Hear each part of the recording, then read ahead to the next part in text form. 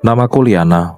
Usia pernikahanku baru 8 tahun saat semuanya berubah. Suamiku, Arvel, tiba-tiba datang dengan wajah tenang dan suara yang datar, mengucapkan kalimat yang membuat jantungku berhenti berdetak. Aku akan menikah lagi, Li. Maaf, tapi aku sudah tak bisa menolak perintah ibu. Untuk sesaat, aku tidak bisa bernafas. Kalimat itu begitu ringan keluar dari bibirnya, seolah ia hanya membicarakan hal kecil. Aku menatapnya lama, berharap ini hanya gurauan atau semacam ujian yang bisa kutepis dengan senyum dan air mata. Tapi tidak. Pandangan mata Arvel tak bergetar sedikit pun. Wajahnya dingin, seperti sudah lama mempersiapkan semuanya. Aku tidak tahu mana yang lebih menyakitkan, kata menikah lagi atau kata perintah ibu.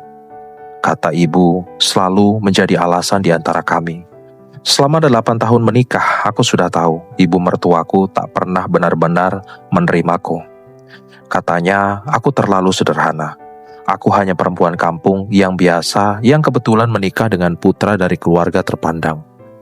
Ia sering berkata di hadapanku, "Kamu baik, Liana, tapi kebaikan saja tidak cukup untuk mendampingi anakku."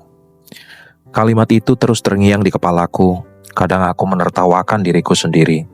Aku pikir, selama aku setia, sabar, dan selalu menuruti semua keinginan keluarga besar itu, lama-lama mereka akan menerimaku.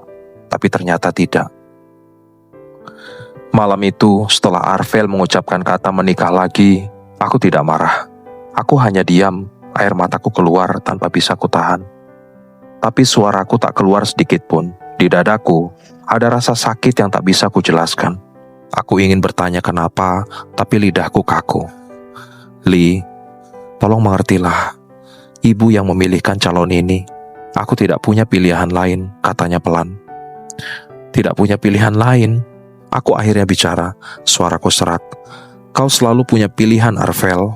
Tapi kau selalu memilih tunduk, dan kali ini kau memilih melukaiku. Ia hanya menunduk, lalu beranjak pergi meninggalkanku di ruang tengah yang terasa hampa. Aku masih bisa mendengar suara langkahnya yang menjauh. Lalu pintu kamar utama tertutup. Malam itu, aku tidak tidur.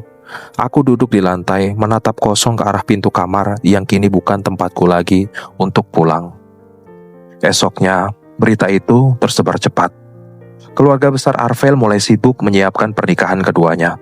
Aku melihat para pembantu di rumah itu mulai mengganti hiasan, menata ulang ruangan, bahkan mencatat pesanan bunga.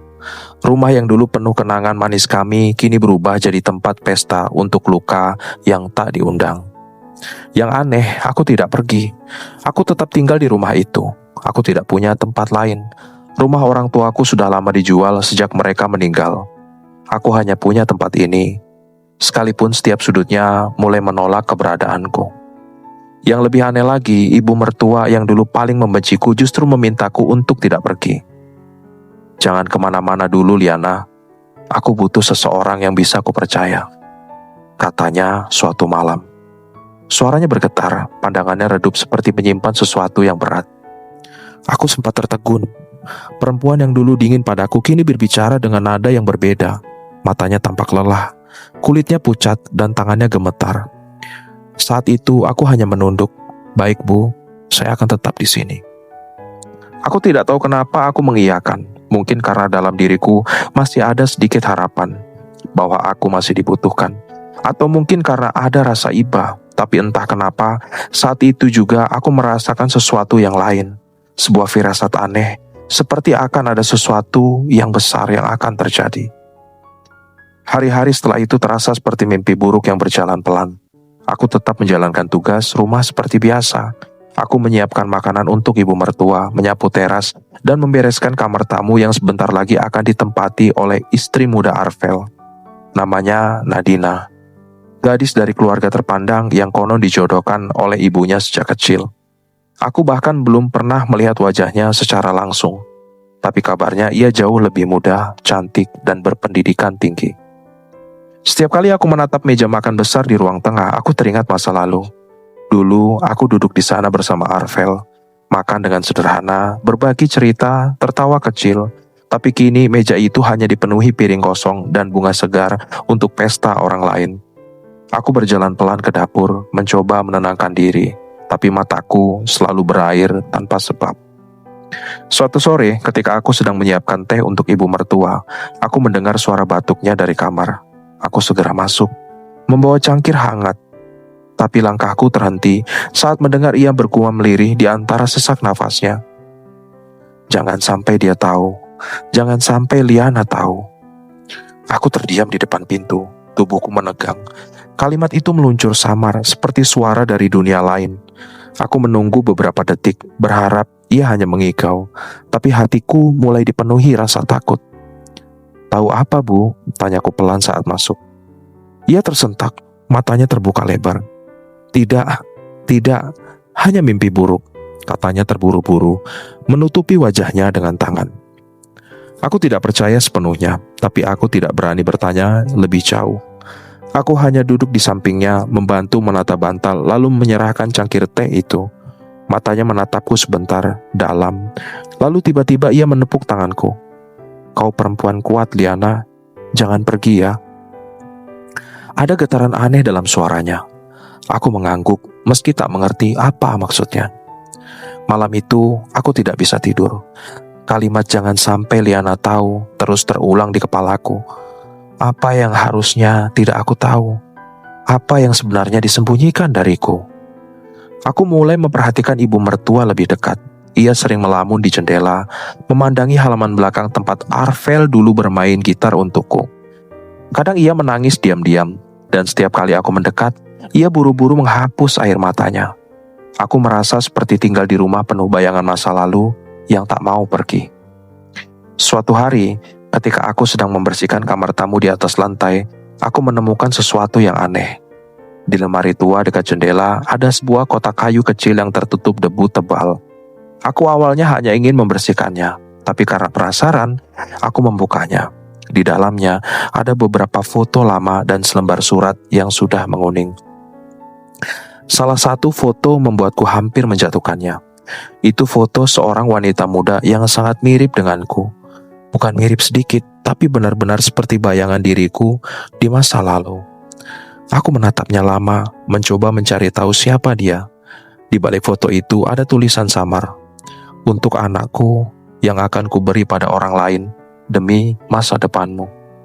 Aku menelan ludah, jantungku berdegup kencang. Tulisan itu seperti menyayat dada. Siapa anak yang dimaksud? Siapa wanita di foto ini? Kenapa wajahnya mirip denganku? Tiba-tiba ku dengar langkah kaki di lorong. Aku segera menutup kotak itu, tapi belum sempat menyimpannya kembali, suara ibu mertua terdengar dari arah pintu. "Liana," suaranya pelan, namun tajam. "Apa yang kau lakukan di sini?" Aku terlonjak. "Saya hanya membersihkan lemari ini, Bu. Banyak debu." Matanya menatap tajam ke arah kotak di tanganku. Ia berjalan pelan mendekat, lalu mengambil kotak itu dariku. Tangannya gemetar. "Kau tidak seharusnya membuka ini," katanya dengan suara serak. Aku tidak tahu harus menjawab apa. Suasana mendadak mencekam. Hanya suara jam dinding yang terdengar di ruangan itu. "Maaf, Bu, saya tidak bermaksud." Ia memotong kalimatku dengan nafas berat. "Sudah, pergilah Liana. Tolong biarkan aku sendiri." Aku menunduk dan melangkah keluar.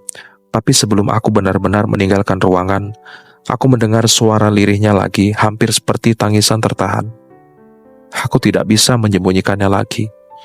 Tapi bagaimana kalau dia tahu semuanya?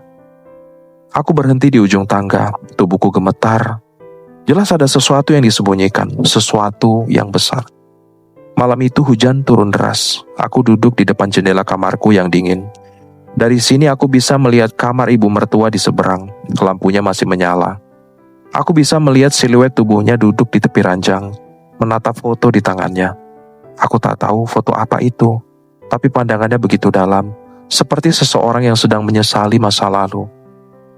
Aku teringat kalimat Arvel waktu itu. Aku hanya menuruti perintah ibu. Tiba-tiba semuanya terasa ganjil. Kenapa Arvel begitu patuh pada ibunya, seolah tidak punya kehendak sendiri? Kenapa ibu mertua yang dulu begitu tegas, kini berubah lembut dan penuh rasa takut? Ada rahasia yang sedang menunggu untuk ditemukan. Aku bisa merasakannya. Tapi sesuatu di dalam diriku juga berbisik bahwa kebenaran itu mungkin tidak akan membuatku tenang. Aku mencoba memejamkan mata, tapi di kepalaku terus berputar bayangan foto wanita yang mirip denganku. Wajahnya seakan hidup, menatap balik dari kegelapan. Dalam mimpiku malam itu, aku mendengar suara yang sama, lembut tapi menusuk. Jangan percaya pada apa yang kau lihat, Liana. Kebenaran tidak selalu menyelamatkan. Aku terbangun dengan keringat dingin. Langit masih gelap, tapi saat kulihat ke arah meja rias, aku membeku. Di sana, di atas meja, tergeletak foto yang tadi siang kulihat di dalam kotak. Foto wanita yang mirip denganku. Padahal, aku yakin kotak itu sudah dikunci kembali oleh ibu mertua dan dibawa ke kamarnya. Aku menatap foto itu lama, tubuhku gemetar. Di balik foto itu, kini ada tulisan baru entah yang menambahkannya. Segala akan terulang, Liana. Seperti dulu. Dan malam itu, untuk pertama kalinya, aku benar-benar takut tinggal di rumah ini. Hari-hariku berubah menjadi rutinitas tanpa suara. Rumah ini masih berdiri megah, tapi rasanya kosong, hampa. Sejak Arvel menikah lagi, bayangan kebahagiaan di rumah ini ikut padam. Tak ada lagi tawa di meja makan, tak ada lagi langkah kaki yang aku hafal setiap sore, dan tak ada lagi suara pintu kamar dibuka dengan pelukan hangat seperti dulu. Arvel jarang pulang, kadang sebulan sekali, kadang hanya seminggu sekali. Itu pun hanya sekedar mengganti pakaian atau melihat kondisi ibunya. Setelah itu, pergi lagi tanpa menoleh ke arahku. Seolah aku hanyalah bagian dari masa lalunya yang tidak penting untuk diingat. Aku mencoba mengerti, mencoba tidak menangis setiap malam. Tapi tetap saja dada ini sesak. Rasa kehilangan itu tidak pernah ada. Di sisi lain, ibu mertua, Nyonya Ratmi, semakin sering jatuh sakit. Nafasnya kini berat, suaranya makin pelan dan pandangannya sering kosong. Anehnya, perempuan yang dulu selalu memandangku rendah kini bergantung padaku sepenuhnya. Aku yang menyiapkan makannya, aku yang memandikannya, aku yang mengganti obatnya, bahkan aku yang memeluknya setiap kali ia menjerit di tengah malam karena mimpi buruk. Satu malam aku menatap wajahnya saat ia tertidur. Keriputnya dalam, kulitnya pucat, dan bibirnya bergerak seperti sedang berbisik. Entah kenapa, rasa benci yang dulu pernah aku simpan padanya sudah hilang. Yang tersisa hanya iba, mungkin karena aku tahu rasanya sendirian. Pagi itu seperti biasa aku menyiapkan obat dan air hangat. Udara dingin masuk lewat celah jendela, membuat tubuhku menggigil. Saat aku menunduk mengganti kain kompres di keningnya, ku dengar suara lirih dari bibirnya yang hampir tak terdengar. Jangan sampai dia tahu, jangan sampai Liana tahu. Arvel juga bukan anakku. Tanganku berhenti di udara, nafasku tertahan. Aku mematung di tempat tak berani bergerak. Apa yang baru saja aku dengar? Aku menatap wajahnya, tapi matanya terpejam. Nafasnya berat, seperti orang yang sedang setengah sadar. Aku mencoba memastikan. Ibu bilang apa? Tanyaku pelan. Ia tidak menjawab. Dadaku berdebar keras. Suara itu seperti gema yang terus berputar di kepala. Arvel juga bukan anakku. Kalimat itu menghantui pikiranku sepanjang hari, saat mencuci piring, saat menyapu halaman, bahkan saat berbaring di ranjang sendiri. Aku mencoba menepis pikiran aneh itu. Mungkin ibu mengigau. Ya, mungkin begitu. Tapi semakin aku berusaha melupakan, semakin dalam rasa penasaran itu menusuk. Malamnya, setelah memastikan Nyonya Ratmi tidur, aku duduk di ruang tengah. Lampu redup membuat suasana terasa sepi dan mencekam. Aku memandangi foto pernikahanku dengan Arvel yang masih tergantung di dinding. Wajah kami tersenyum bahagia, tapi sekarang foto itu terasa seperti ejekan. Aku menyentuh bingkainya lalu bergumam pelan. Siapa kau sebenarnya, Arvel? Hari-hari berikutnya, aku semakin tak tenang. Setiap kali Nyonya Ratmi memanggilku dengan suara serak, aku selalu memperhatikan matanya. Ada sesuatu di sana, rasa takut atau mungkin penyesalan yang dalam. Hingga suatu sore, saat aku sedang merapikan lemari di kamarnya, aku menemukan sebuah kotak kayu tua di bagian bawah, tersembunyi di balik tumpukan selimut. Kotaknya berdebu, ada bekas kunci kecil di depan tapi sudah berkarat. Aku ragu sejenak, tapi entah kenapa jari-jari ini bergerak sendiri, membuka tutupnya perlahan. Di dalamnya ada tumpukan surat berwarna kuning tua, beberapa foto lama, dan kain bayi yang sudah pudar warnanya.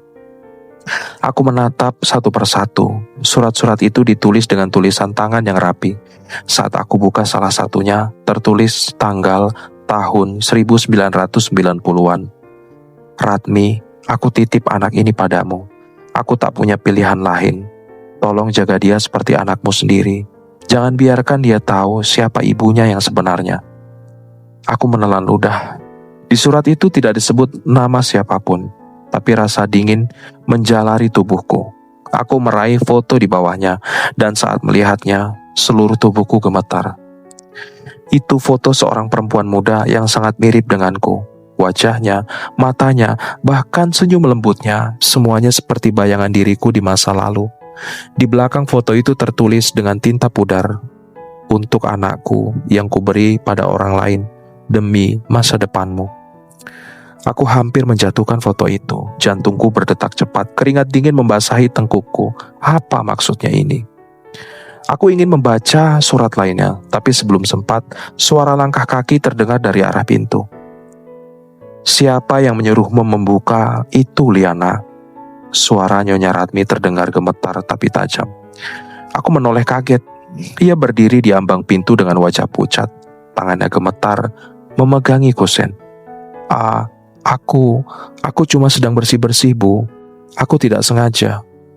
Matanya menatap tajam ke arah kotak di tanganku. "Kembalikan itu." Aku buru-buru menutup kotak itu dan meletakkannya di meja. Tapi mataku masih menatapnya dengan 1000 pertanyaan yang tak terucap. Ia berjalan pelan ke arahku lalu duduk di kursi dengan nafas berat. "Kau tidak seharusnya tahu semuanya, tapi mungkin sudah waktunya." Aku tak mengerti, tapi dari nada suaranya aku tahu ada sesuatu yang besar yang selama ini disembunyikan. Ia menatapku lama, matanya berkaca-kaca. "Liana, kau mirip sekali dengannya." "Dengan siapa, Bu?" tanyaku pelan.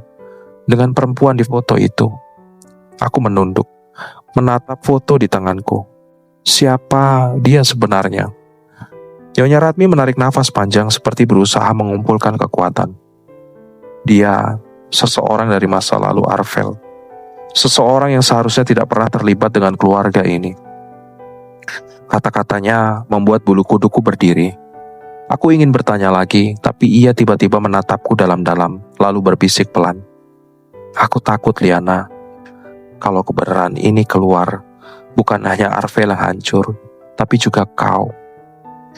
Malam itu aku tak bisa tidur. Kata-kata Nyonya Ratmi bergema terus di kepalaku. Apa maksudnya dengan kau juga akan hancur? Apa rahasia yang begitu besar sampai membuatnya ketakutan seperti itu? Keesokan harinya, saat Arvel pulang sebentar untuk menjenguk ibunya, aku mencoba membaca ekspresinya. Ia tampak lelah, tapi bukan karena bekerja, ada sesuatu di matanya, seperti kegelisahan yang disembunyikan. "Apa ibu makin parah?" tanyanya tanpa menatapku. "Beliau lebih banyak diam sekarang," jawabku pelan. Ia hanya mengangguk, lalu pergi ke kamar ibunya. Aku memperhatikan dari jauh, tapi tiba-tiba mataku menangkap sesuatu. Saat Arvel membuka kotak kayu yang sama yang semalam aku lihat, ia mengambil sesuatu, foto yang sama, lalu menyelipkannya ke sakunya. Aku tertegun. Jadi dia tahu tentang foto itu, tapi kenapa ia tidak bicara apa-apa? Setelah Arvel pergi, aku mendatangi kamar Nyonya Ratmi lagi. Tapi kali ini suasananya berbeda. Wajahnya terlihat lebih pucat dari biasanya. Ia menatapku dengan pandangan yang campur aduk antara takut dan iba. "Liana," katanya lirih, "kalau suatu hari kau tahu semuanya, jangan benci siapapun. Kadang orang tua hanya berusaha melindungi, meski dengan cara yang salah." Aku hampir menangis mendengarnya. "Ibu, tolong, saya bingung, apa yang sebenarnya terjadi?" Tapi sebelum ia sempat menjawab, tubuhnya mendadak lemas. Aku panik dan memanggil namanya, tapi matanya terpejam rapat. Malam itu, dokter datang dan mengatakan bahwa kondisinya kritis. Sejak saat itu, ia tak banyak bicara lagi. Kadang hanya bergumam pelan, menyebut nama seseorang. Sita, Sita, berulang kali.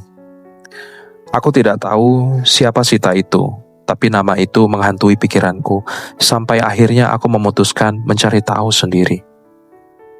Beberapa hari kemudian, saat aku beres-beres ruang kerja Arvel yang jarang terbuka, aku menemukan map biru di laci bawah meja. Di dalamnya ada dokumen-dokumen lama, akte kelahiran, surat adopsi, dan satu berkas yang membuat darahku berhenti mengalir. Nama di surat itu tertulis jelas, Sita Wijaya menyerahkan anak perempuan bernama Liana kepada keluarga Ratmi dan Suryo untuk diasuh secara penuh, dengan alasan kondisi keluarga tidak memungkinkan. Tanganku bergetar, nafasku tercekat. Surat itu sudah berusia lebih dari 20 tahun. Halku menjatuhkan diri di lantai. Air mata menetes tanpa bisa kutahan. Dunia terasa berputar. Jadi, selama ini, aku bukan siapa yang aku kira. Aku menatap ke langit-langit, berusaha mengingat masa kecilku. Tapi semuanya kabur.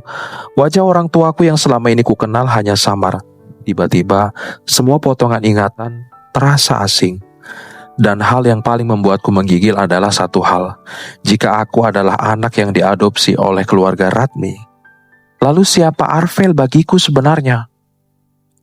Pertanyaan itu membuat nafasku sesak. Aku tak berani menjawabnya dalam hati. Tapi sesuatu di dalam diriku tahu ada kebenaran yang jauh lebih mengerikan menunggu di depan. Saat itu, dari luar kamar terdengar suara langkah cepat. Arvel baru pulang. Aku buru-buru menyembunyikan map itu di bawah bantal sofa. Ia masuk dengan wajah murung. Ibu tadi pingsan lagi, katanya singkat. Aku mencoba bersikap tenang. Aku tahu dokter sudah datang. Ia hanya mengangguk pelan, lalu duduk di kursi, menatap kosong. Suasana hening, lalu ia berucap dengan suara nyaris tak terdengar. Kalau suatu hari ibu bicara yang aneh-aneh, jangan terlalu kau dengarkan ya Liana, kadang dia suka bingung. Aku menatapnya lama, ada sesuatu di balik kalimatnya seperti peringatan, tapi juga ketakutan. Aku menelan ludah, menahan air mata. Malam itu aku menatap wajah Arvel yang tertidur di kursi ruang tamu. Dalam tidur pun, wajahnya tegang, tangannya mengepal, bibirnya bergerak tanpa suara, seolah ada beban besar yang terus menghantuinya. Aku ingin membangunkannya, ingin bertanya, tapi tak berani, karena aku tahu, apapun yang dia sembunyikan, jawabannya mungkin akan menghancurkan kami berdua. Dan ketika dini hari tiba, suara lirih dari kamar Nyonya Ratmi kembali terdengar. Aku berlari menghampirinya, tapi kali ini bukan gumaman biasa. Ia menatapku dengan mata terbuka lebar, lalu berkata pelan, nyaris, seperti bisikan terakhir. Maafkan ibu. Ibu tidak bisa memilih siapa yang harus diselamatkan waktu itu. Aku memegang tangannya gemetar. Maksud ibu apa? Ia tersenyum lemah. Kau dan Arvel tidak seharusnya bersama. Setelah kata itu keluar, matanya perlahan menutup dan detak jantungnya berhenti. Aku menjerit memanggil namanya, tapi semuanya terlambat. Di tengah air mata dan kepanikan, aku menyadari satu hal. Kata-kata terakhir itu bukan sekedar kebetulan. Tidak seharusnya bersama. Apa yang sebenarnya telah ia sembunyikan selama ini? Aku menatap tubuhnya yang kini terbaring diam, dan di dalam dadaku, ketakutan mulai tumbuh.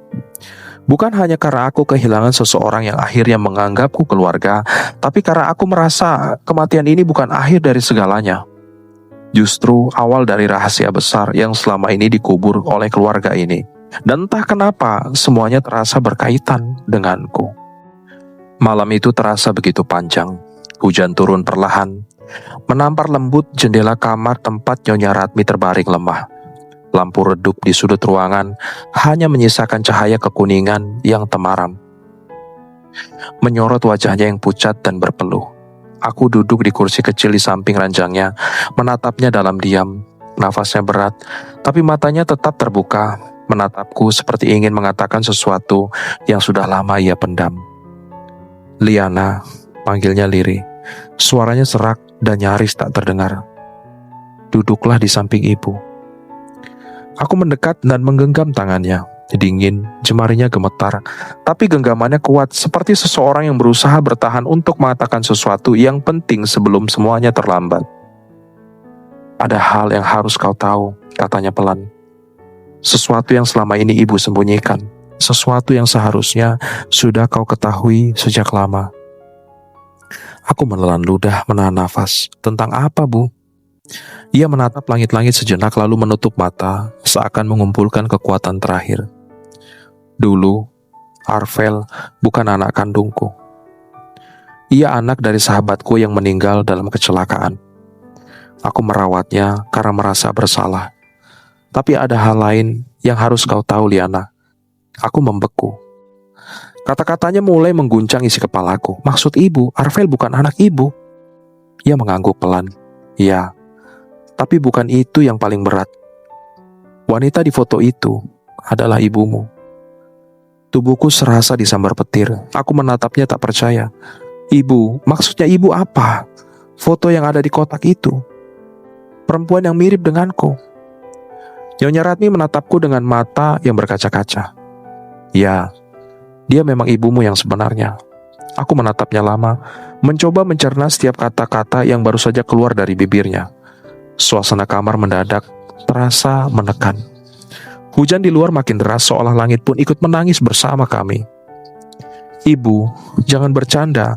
Aku tidak mengerti. Suaraku gemetar. Ia menelan ludah lalu mengusap air mata yang mengalir di pipinya. Kau dan Arvel, kalian bersaudara.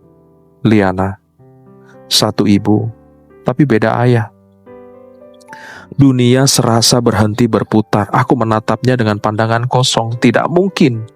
Bisikku nyaris tanpa suara. Dulu aku tidak tahu, lanjutnya dengan nada menyesal. Ibumu Sita adalah sahabatku sejak muda. Kami tumbuh bersama, saling berbagi segalanya. Tapi hidup mempermainkan kami. Ia hamil tanpa suami sah di sisi dan keluarganya menolak kehadiran bayi itu. Aku yang menemaninya waktu itu, dan aku yang membantu proses kelahiranmu. Aku menunduk. Air mata menetes satu persatu ke punggung tangannya. Setelah itu, Sita menghilang. Ia bilang akan pergi jauh mencari kehidupan baru. Beberapa tahun kemudian, aku menikah dengan Suryo dan mengangkat Arvel, anak yatim dari kecelakaan sahabat suamiku. Aku tidak tahu kalau Arvel juga darah dari Sita. Aku mengangkat wajahku perlahan, menatapnya dengan mata basah. Jadi, selama ini aku mencintai saudaraku sendiri. Nyonya Ratmi menutup wajahnya. Aku baru tahu setelah kalian menikah, Liana. Aku menemukan surat lama milik Sita di dalam barang peninggalan suamiku. Surat itu menyebutkan nama anak yang ia titipkan dan nama ayah Arvel yang ternyata orang yang sama. Aku terdiam. Dunia di sekitarku seolah menghilang. Semua kenangan bersama Arvel berputar-putar di kepalaku. Tatapan matanya, genggaman tangannya, janji-janji kecil di bawah hujan, malam pernikahan kami yang sakral, semuanya terasa salah. Kenapa, Bu? Kenapa tidak bilang dari dulu? Tanyaku dengan suara parau. Ibu takut menghancurkan hidup kalian. Kau sudah terlalu mencintainya dan Arvel juga. Aku tahu. Dia tidak akan kuat menerima kebenaran ini. Aku pikir rahasia ini bisa kubawa mati, tapi aku tak sanggup lagi memendamnya. Aku memejamkan mata, menahan sesak yang menyayat dada. Semua pengorbananku, cintaku, air mataku untuk seseorang yang ternyata darahku sendiri. Suara tangisku memenuhi kamar. Nyonya Ratmi ikut menangis, memegang tanganku erat-erat seakan ingin meminta maaf dengan caranya yang terakhir. Maafkan ibu, Liana. Aku sudah terlalu lama menyembunyikan semuanya. Aku hanya ingin melindungimu. Aku tidak tahu Tuhan akan mempertemukan kalian dalam ikatan yang seharusnya tak pernah ada. Aku menggigit bibirku, berusaha menahan teriakan. Aku tidak tahu harus bagaimana lagi, Bu. Aku bahkan tidak tahu siapa diriku sekarang. Ia menatapku lembut. Yang aku tahu, kau tetap anak baik. Kau tidak bersalah. Tak ada yang bersalah di sini. Hanya keadaan yang salah. Malam itu, kami berdua menangis dalam diam. Suara hujan menenggelamkan isak tangis yang tak henti-hentinya. Dunia terasa kelam. Tapi di balik kesedihan itu, ada rasa takut yang mulai tumbuh di dalam diriku. Bagaimana jika Arvel tahu? Bagaimana aku harus menatap wajahnya setelah ini? Beberapa jam kemudian aku tertidur di kursi masih menggenggam tangan Nyonya Ratmi. Saat aku terbangun, pagi sudah datang. Tapi bukan suara burung yang menyambutku, melainkan dering ponsel yang memecah kesunyian. Nomor rumah sakit tertera di layar. Apakah benar dengan Ibu Liana, istri dari Tuan Arvel? Suara di ujung telepon terdengar tergesa. Ya, saya sendiri, ada apa? Suami ibu mengalami kecelakaan di luar kota, kondisinya kritis. Aku langsung terbangun dari kursi, lututku lemas, ponselku hampir terlepas dari tanganku. Kecelakaan? Di mana dia sekarang? Sudah dibawa ke rumah sakit Pratama, tapi sebaiknya ibu segera datang. Tanpa pikir panjang aku berlari ke kamar, mengganti pakaian seadanya lalu memesan mobil untuk ke rumah sakit. Sepanjang perjalanan pikiranku hancur. Bagaimana mungkin semua ini bersamaan? Baru semalam aku tahu rahasia kelam tentang kami dan kini Arvel terbaring antara hidup dan mati. Ketika aku tiba di rumah sakit, tubuhku gemetar hebat. Di ruang IGD, suara mesin dan langkah perawat bercampur dengan aroma obat yang menusuk. Seorang dokter mendatangiku. Ibu Liana? Aku mengangguk cepat. Bagaimana suami saya, dok? Dokter itu menunduk sejenak. Kondisinya sangat lemah. Kami sudah melakukan tindakan terbaik, tapi masih butuh waktu untuk melihat apakah dia bisa melewati malam ini. Aku terhuyung dan memegangi dinding. Air mata langsung mengalir. Aku melangkah ke ruangan tempat Arvel dirawat. Tubuhnya dipenuhi perban, wajahnya penuh luka, tapi masih terlihat jelas. Itu wajah yang selama ini aku cintai sepenuh hati. Aku duduk di sampingnya, menggenggam tangannya yang dingin. Arvel, kenapa sekarang? Kenapa setelah semuanya terbuka? Suaraku bergetar di antara isak tangis. Aku tidak tahu apa yang harus aku lakukan. Aku ingin marah, tapi aku juga takut kehilanganmu. Air mata menetes di tangannya. Ia tidak bergerak, hanya suara mesin yang berdetak pelan menandakan ia masih hidup. Dan di saat aku menatapnya, tiba-tiba mataku menangkap sesuatu di meja samping ranjangnya. Sebuah amplop putih dengan tulisan tangan di depannya, untuk Liana. Aku perlahan membukanya. Di dalamnya hanya ada selembar kertas dengan tulisan singkat. Kalau kau membaca ini, berarti aku sudah tahu semuanya. Jangan salahkan ibu. Aku tahu siapa diriku dan siapa dirimu. Tapi cintaku tidak akan berubah, Liana. Aku mencintaimu bukan karena darah, tapi karena jiwa. Dan kalau aku harus menebus dosa ini dengan nyawa, aku rela. Tanganku gemetar hebat, aku menjatuhkan surat itu dan menutup wajahku dengan kedua tangan. Kenapa, Arvel? Kenapa semua ini harus seperti ini? Aku terisak keras, suara tangisku membuat perawat datang. Tapi aku tidak peduli, semua yang kucintai runtuh dalam satu malam. Beberapa jam kemudian dokter memintaku menunggu di luar. Mereka melakukan tindakan lanjutan. Aku duduk di kursi koridor rumah sakit, memeluk lutut, mencoba menahan diri agar tidak pingsan. Hingga tiba-tiba seorang pria tua datang menghampiri. Wajahnya asing, tapi sorot matanya tajam. Kau Liana? Tanyanya pelan. Aku mengangguk ragu. Iya, saya. Ia menatapku lama lalu berkata, aku teman lama keluarga Suryo. Ada sesuatu yang harus kau tahu tentang kecelakaan ini. Ini bukan kecelakaan biasa. Aku menegakkan tubuh. Apa maksud Bapak? Pria itu menghela nafas panjang. Aku melihat mobil Arvel sebelum kecelakaan. Ada seseorang yang mengikutinya sejak dari kantor. Seperti sengaja memancingnya keluar kota. Darahku berdesir dingin. Siapa orang itu? Ia menggeleng. Aku tak tahu pasti. Tapi aku mendengar namanya yang disebut-sebut oleh beberapa orang di lokasi. Ia menatapku dalam-dalam. Sita. Aku tertegun. Dunia berhenti lagi. Nama itu nama ibuku, yang katanya sudah lama meninggal. Bagaimana mungkin? Suaraku tercekat. Bapak yakin dengan nama itu? Ia mengangguk perlahan. Aku tidak mungkin salah dengar. Aku berdiri, Tubuhku gemetar hebat.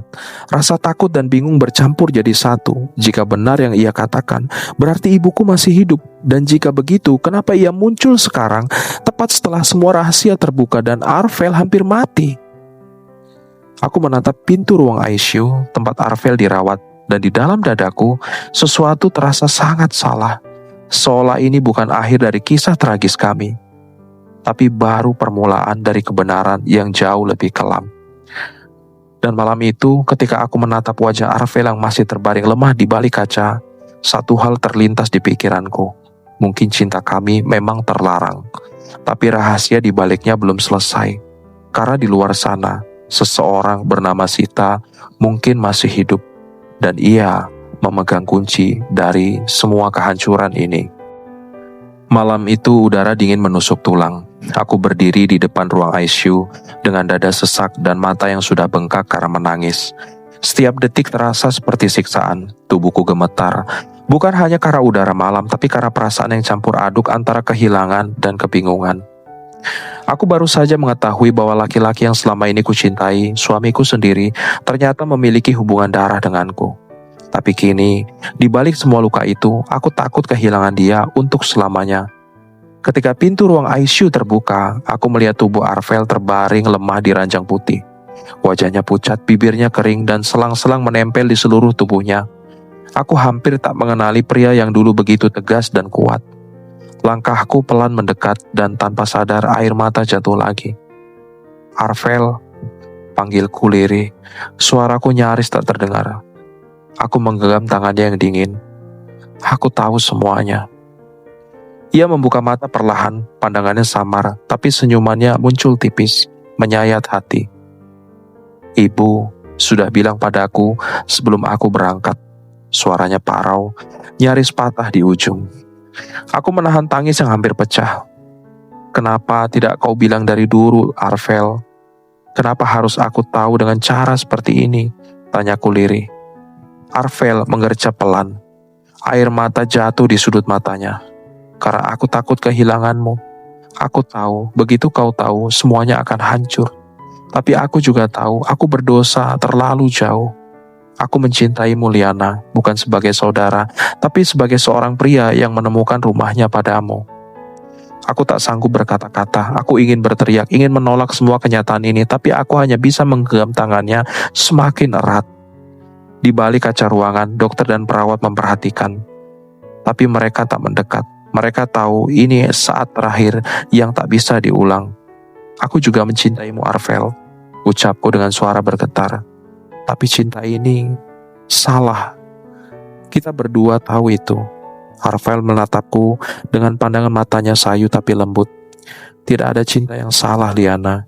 Hanya waktu dan takdir yang kejam.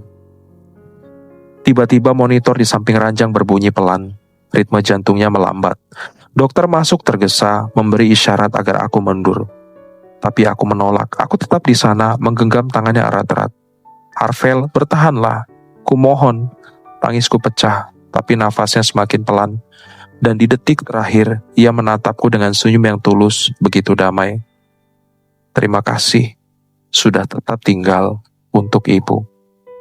Suara mesin berhenti, garis di monitor lurus, tubuhku seketika lemas. Dunia runtuh bersamaku malam itu. Aku berteriak sekuat tenaga, tapi suara tangisku tenggelam dalam hiruk-pikuk rumah sakit. Mereka mencoba menenangkanku, tapi aku tak peduli. Aku kehilangan segalanya, suamiku, cintaku, sekaligus saudaraku. Beberapa hari kemudian, suasana rumah besar itu berubah menjadi sunyi dan dingin. Tak ada lagi langkah kaki Arvel yang terdengar, tak ada lagi suara batuk pelan Nyonya Ratmi dari kamarnya.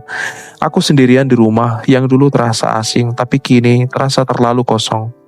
Nyonya Ratmi semakin lemah setelah kematian Arvel. Setiap malam, aku menemaninya, menyiapkan obat dan memijat tangannya, meskipun hatiku penuh luka. Aku tak pernah meninggalkannya. Ada rasa kasihan yang tak bisa kujelaskan.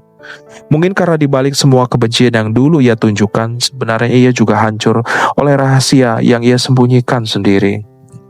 Suatu malam, ketika aku menyiapkan air hangat untuknya, ia memanggilku dengan suara serak. Liana, aku mendekat. Iya, Bu. Ia menatapku lama, matanya sudah keruh dan berair. Kau tidak menyesal masih di sini? Tanyanya pelan. Aku menggenggam tangannya. Tidak, Bu. Saya hanya sudah tidak tahu lagi harus kemana. Tapi saya tidak menyesal. Ia menghela nafas panjang, lalu menatap langit-langit kamar. Kau terlalu baik, Nak. Terlalu tulus untuk dunia seperti ini. Aku menunduk.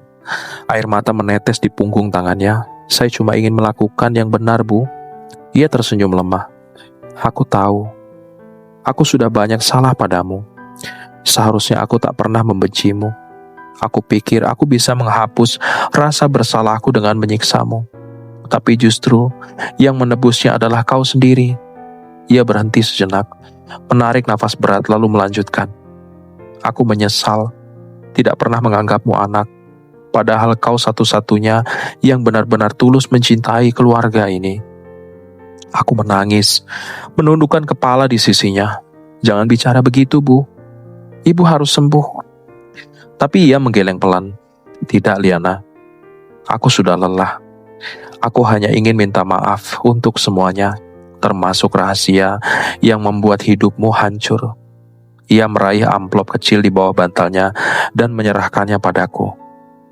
Bukan nanti, setelah aku pergi. Beberapa jam kemudian, Nyonya Ratmi pergi dengan tenang. Aku duduk lama di sampingnya menatap wajahnya yang damai. Tangisku kering, seakan sudah tak ada air mata yang tersisa.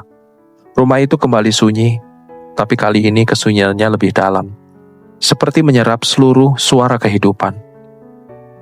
Beberapa hari setelah pemakamannya, aku akhirnya membuka amplop yang ia tinggalkan. Isinya hanya selembar surat dengan tulisan tangan yang sudah bergetar. Maafkan aku, Liana. Aku tak tahu kau tidak akan pergi. Karena hanya orang yang berhati besar yang mampu tinggal di antara luka. Jangan benci aku, karena semua yang kulakukan dulu hanya karena takut kehilangan. Aku sudah mencintaimu seperti anakku sendiri, meski terlambat. Aku menutup surat itu dengan tangan gemetar. Air mata yang sempat berhenti kini jatuh lagi. Aku menatap keluar jendela ke taman yang dulu sering kujaga bersama Arvel. Di sana, angin berhembus pelan, menggoyangkan daun-daun tua yang mulai berguguran. Aku tahu, hidupku tak akan sama lagi. Tapi entah kenapa, kali ini aku merasa tenang. Hari-hari berlalu lambat. Aku mulai belajar menerima kenyataan bahwa cinta yang pernah kumiliki tidak seharusnya kumiliki. Tapi aku juga tahu cinta itu tulus. Bukan dosa yang kucari, tapi ketulusan yang Tuhan titipkan lewat cara yang salah. Kadang aku masih mendengar suara langkah Arvel di koridor atau bau obat dari kamar Ibu Ratmi. Tapi aku tak takut lagi. Semua itu kini jadi bagian dari rumah ini, bagian dari kenangan yang tak akan pernah hilang. Beberapa minggu kemudian, aku memutuskan untuk meninggalkan rumah itu. Tapi sebelum pergi, aku berdiri di depan kamar Arvel, menatap sekeliling yang kini kosong. Arvel, bisikku pelan. Terima kasih, sudah pernah mencintaiku. Aku menaruh surat terakhir Nyonya Ratmi di atas meja, lalu menutup pintu dengan pelan. Ketika aku berjalan keluar rumah, matahari pagi menyambutku dengan lembut. Udara terasa berbeda, seperti menandakan babak baru yang harus kujalani sendiri. Aku tidak tahu akan kemana, tapi aku tahu satu hal, cinta tidak harus dimiliki untuk bisa berarti. Kadang cinta hanya perlu dibiarkan hidup di dalam hati bersama kenangan yang tak akan pudar. Dan di antara semua kehilangan, aku akhirnya belajar satu hal, bahwa kasih sejati bukan tentang siapa yang tinggal di sampingmu, tapi siapa yang kau doakan meski ia sudah pergi.